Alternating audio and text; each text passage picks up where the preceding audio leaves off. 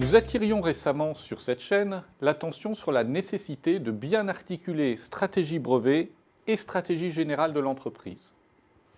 Le propos était alors centré sur un droit de la propriété industrielle spécifique. Mais il est possible de maximiser les effets d'une stratégie de propriété intellectuelle en prenant en compte les interactions entre les différents droits.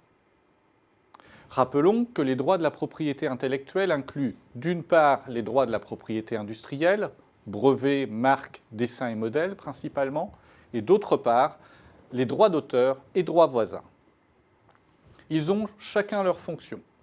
Protéger les inventions pour les brevets, les formes esthétiques pour les dessins et modèles, tout signe distinctif pour les marques, et les œuvres de l'esprit original pour les droits d'auteur. Mais ces très brèves descriptions nous amènent aussi aux interactions possibles. Une esthétique originale n'est-elle pas également une œuvre de l'esprit? Et ne peut-elle être un signe distinctif? On voit que derrière des domaines en principe bien délimités, il peut y avoir des zones d'intersection.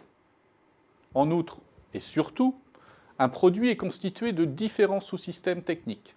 Il a aussi une fonction esthétique. Il comporte de plus en plus souvent des aspects logiciels et porte presque toujours des signes distinctifs. On voit donc qu'un produit particulier peut gagner à être protégé par plusieurs droits.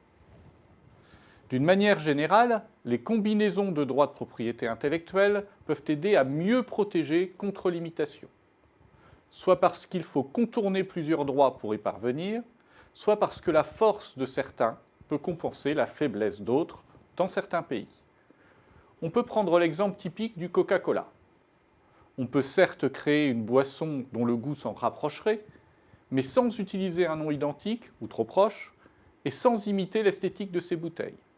En outre, il faudrait utiliser des processus de production différents de ceux que Coca-Cola a brevetés.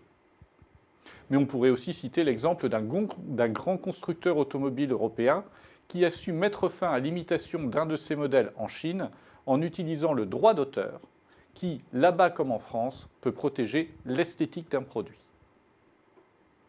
Certains droits de la propriété intellectuelle peuvent aussi prendre le relais d'autres droits, à la durée plus limitée.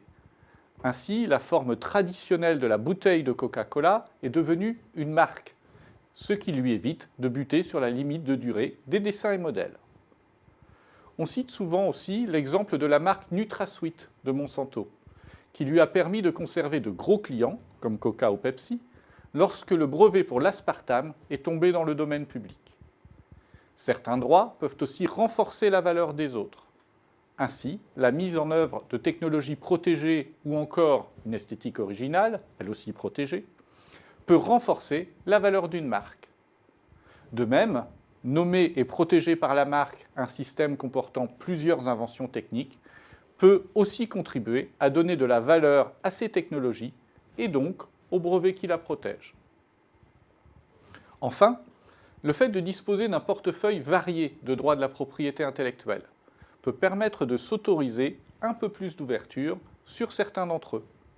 On peut ainsi plus facilement accorder des licences sur des brevets ou des logiciels protégés par le droit d'auteur si on sait que l'esthétique originale de nos produits ou l'impact de nos marques auprès des consommateurs permettront à nos produits de se distinguer même si leurs caractéristiques techniques sont proches de celles des concurrents. Nous étudions ainsi, avec l'un de mes anciens doctorants, Martial Kadji, le rôle que peut jouer la marque dans le monde du logiciel libre, où on renonce volontairement à utiliser les brevets ou à faire jouer son droit d'auteur autrement que pour exiger la réciprocité de l'ouverture. On le voit, les entreprises ont tout intérêt à mener une réflexion globale sur leur stratégie de propriété intellectuelle, ce qui implique de faire dialoguer les responsables en charge de ces différentes dimensions.